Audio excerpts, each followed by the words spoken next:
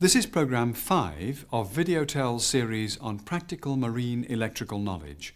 The series is made up of 8 programmes. Programme 5 deals with the lighting circuits, the navigation light circuits, the steering gear pump motor feed circuits, the galley equipment and other ancillary circuitry, such as the general and fire alarms, other alarms connected with unattended machinery space operation, UMS, and the ship's cathodic hull protection. We end with emergency batteries. There are many system variations around, so it's most important that you become familiar with the components of the electrical system and the layout of the main switchboard immediately you join a ship. Pay particular attention to the layout of the emergency switchboard. This study will pay dividends during a blackout or when troubleshooting the cause of a major breakdown. Now we must emphasize electrical safety. The golden rule is, before any work is done on an electrical installation, first isolate the circuit by removing the supply fuses or locking the circuit breaker in the open position, so that the circuit cannot be energized accidentally. Then post a warning sign to alert others that the circuit is being worked on. Then prove the circuit dead with a voltmeter or an approved line tester. A switchboard can never be considered dead unless all AC generators connected to it are stopped, locked off, and all other supplies are disconnected. These points can never be emphasized strongly enough. The electrical rescue procedure is described in Programme 1 of this series. We begin with the lighting system on board ship. The lighting circuit on board ship is usually 220-volt or 110-volt AC supply, provided by a set of step-down transformers connected in delta-delta. On the rare occasion when one of the 3 single-phase transformer units may develop a fault, it can be disconnected by first removing these primary fuses, then removing the secondary links of the phase affected. The transformers will still provide the voltage of 220 or 110, as the case may be, but at a reduced power, at about 60% of rated output. This state is called the open delta connection. The supply voltage in a single-phase circuit on board ship with an insulated neutral electrical system is measured not between a line and a neutral, as on shore side, but between 2 lines. All the miniature circuit breakers or fuses in the system, therefore, interrupt both live lines in a low voltage circuit. Also, double pole switches must be used to isolate feeder circuits from the live lines. Never replace a double pole switch by a single pole switch in such a circuit. Whatever task you may undertake on board a ship, you will need light when you carry it out. Because of the varied illumination levels needed, a number of different light sources are used. Fluorescent or incandescent lamps are used in a variety of fittings.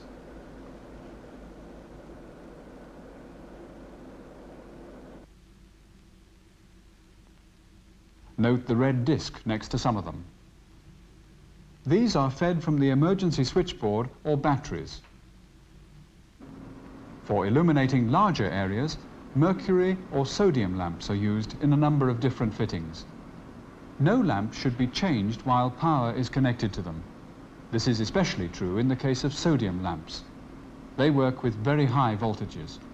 Also, when you're changing quartz iodine lamps, do not touch the quartz envelope of the lamp with your fingers, as this will shorten the lamp's life and lower its efficiency. There is a whole range of fittings, weatherproof, explosion-proof, or both, which are used in hazardous areas, some of which are seen here. The essential thing to remember is that the flanges of the weatherproof fittings normally hold a weatherproof gasket between them.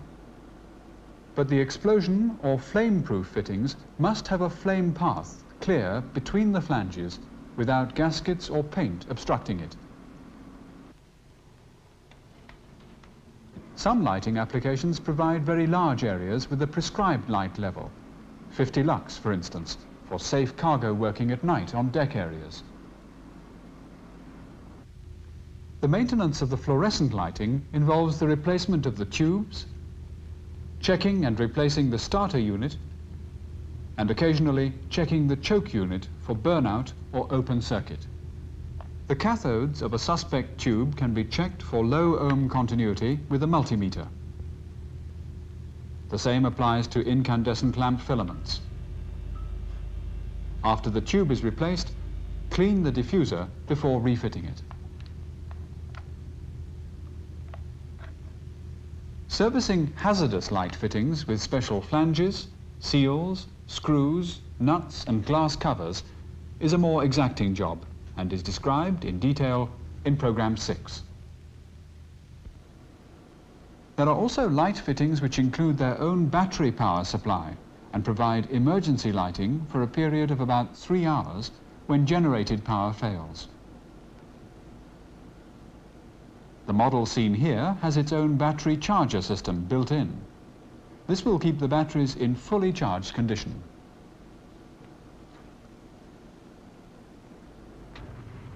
All external weatherproof lighting fittings must be cleaned and their flexible cable connections checked periodically.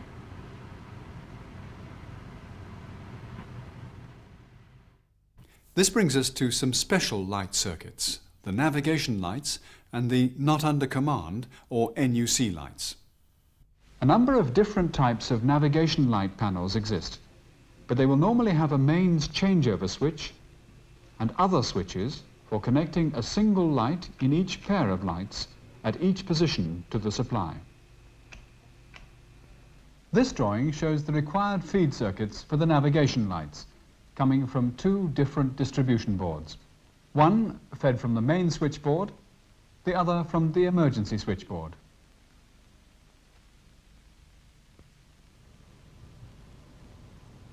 If the alarm indicates a fault on the system, first check the lamp for the circuit.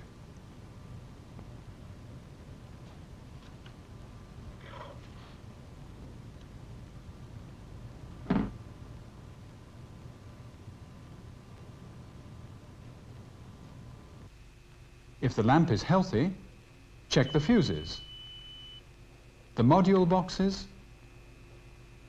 and the relays.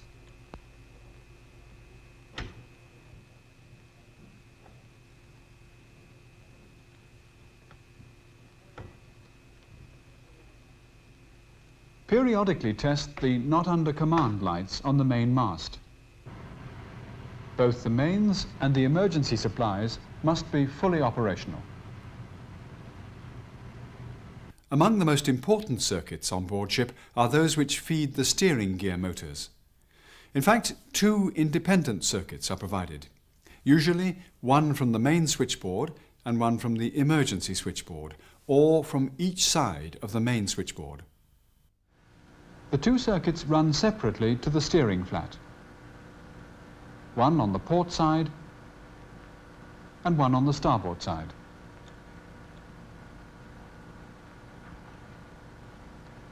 Both steering gear supplies can be switched to either motor via a changeover switch, and both motors have stop-start facilities at the steering flat and in the wheelhouse.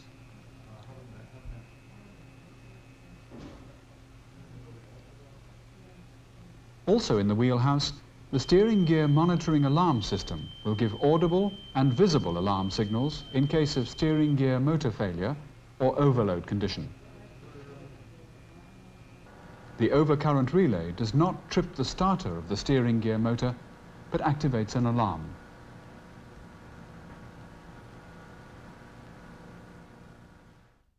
All these circuits use thousands of meters of cable of different sizes and design.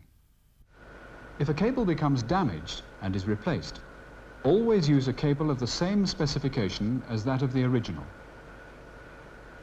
The ship's drawings will have the specification for all cable sizes.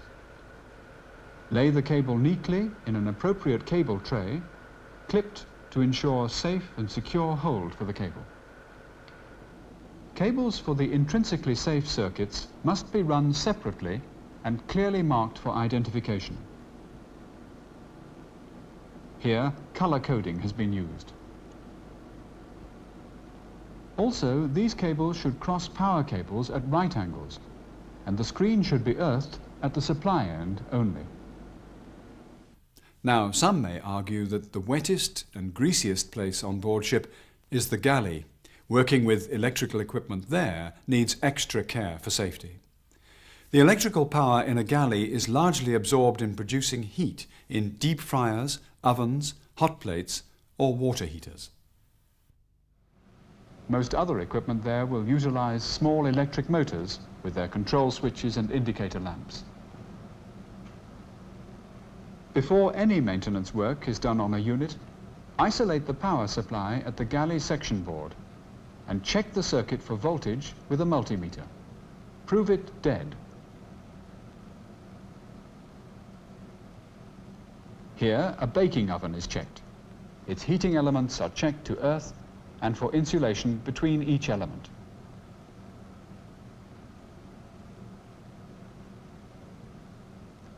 Now a heating element in a galley range is checked. Again, the terminals are proved dead, then they're cleaned, where there is rust, dust and grease to clear.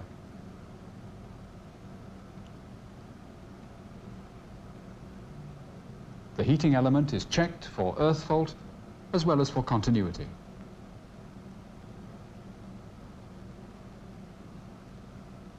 New heating elements usually have very low insulation resistance readings until they've been heated over 360 degrees Fahrenheit. If the tests are satisfactory, check the heat-resistant insulating beads on the flexible cables. If any are damaged, replace them.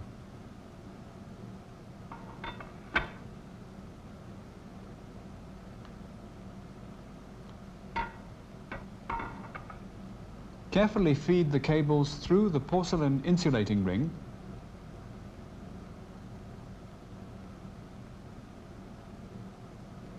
and fasten the cable ends onto the terminals.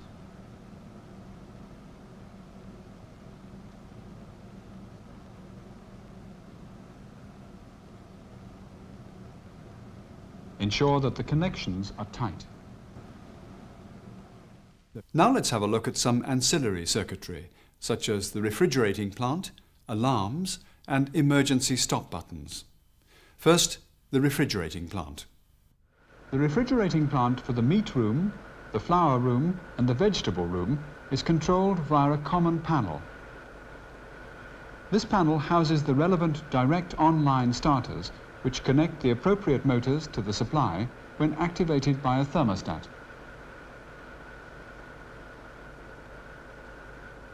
In case of malfunction, check the thermostat and the solenoid valves for correct function. These sometimes get stuck in a closed or open position.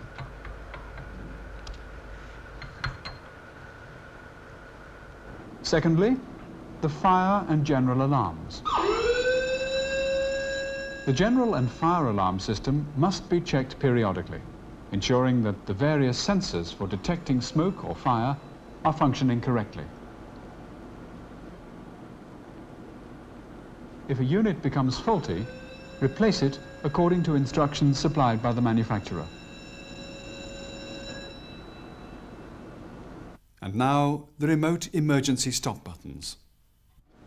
A number of emergency stop buttons for certain engine room services are housed outside the engine room entrance, either near the chief engineer's office or the emergency control center. These are simply a set of duplicate remote stop switches. They must be tested periodically for correct function. Now we've come to UMS operation. UMS stands for Unattended Machinery Space. There are several alarm circuits associated with the main engine and the auxiliary machines, their lubrication and cooling systems. Their operation is dependent on a series of pressure switches, flow switches, level switches, or temperature switches, which must function correctly for the ship to remain in classification. These are usually set and tested at the periodic engine survey and should only be touched if malfunction occurs. Test the circuitry for open circuit or short circuit and replace any faulty sensor unit or switch. There are also duplicate bilge pump alarms which form part of the UMS monitoring system. These must also be checked periodically for correct function by manually overriding the switches. Now, the ship's cathodic hull protection. The ship's hull protection system is made up of a number of low-volt DC anode points round the ship and 2 or more reference anode points on port and starboard. The DC negative is connected to the hull. This drawing shows a typical layout of the system. Periodic checks must be made on the level of current prevailing at each station, and the data recorded for comparison and early detection of any undesired hull condition. Too low current provides inadequate protection. Too high a level sometimes results in the protective paint peeling off the metal hull. Here you see the normally sealed cofferdam for the anode points, specially opened up for our inspection. The reverse view of the anode from outside the hull looks like this.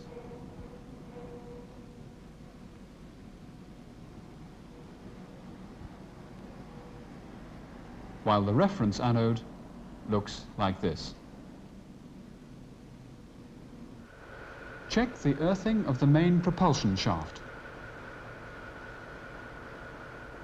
ensuring that the carbon brushes are in good condition. Check that each brush holder is earthed securely and the brushes are in good, clean contact with the tail shaft. This will ensure that the propeller is maintained at hull potential. The same purpose is served by an earthing cable to hull in the case of the rudder. Ensure that the cathodic protection system is switched off every time the hull is inspected by divers and when the ship is in dry dock. Regulations demand that some emergency lighting and communication systems must be capable of being maintained for a minimum of 3 hours when all generated power on board fails. A set of lead-acid or alkaline batteries is kept in a separate dry compartment with its own permanent ventilation. These batteries are kept fully charged by a battery charger during normal conditions. Periodically clean the batteries and check the condition of the electrolyte and the terminals. For lead-acid batteries, the fully charged reading on the hydrometer should be about 1.28 at 15 degrees Celsius. This will drop to about 1.11 discharged at the 10-hour rate. The specific gravity reading for the electrolyte of alkaline batteries does not change dramatically during discharge. If it drops below 1.160, the electrolyte should be renewed. Use only pure, tested, distilled water for topping up. Take care not to drop a metal object onto the battery top, as it may short out several cells, causing damage to the batteries, to the metal object, and this is most important, it could cause a fire. Full protective clothing must be worn for your safety. The terminals must be clean and tight and lightly greased with petroleum jelly. When you check the output voltage of your batteries, do not forget to disconnect the charger before you take the reading. Otherwise, you will read the charger's output voltage. A record should be kept of the date of service and any readings taken. This concludes the subject of Programme 5 in this series. In this programme, we dealt with the ship's lighting, navigation lights, not under command lights, steering gear motor feed circuits and cabling, and we saw electric heating elements being serviced. We discussed the refrigeration equipment and dealt with a series of alarm systems. In conclusion, we dealt with the subjects of cathodic hull protection and emergency batteries. We recommend that you watch this programme again and that you consult the book Practical Marine Electrical Knowledge, which accompanies this series and will allow you to study certain aspects in greater detail. Finally, here's a list of contents for all the programmes in this series.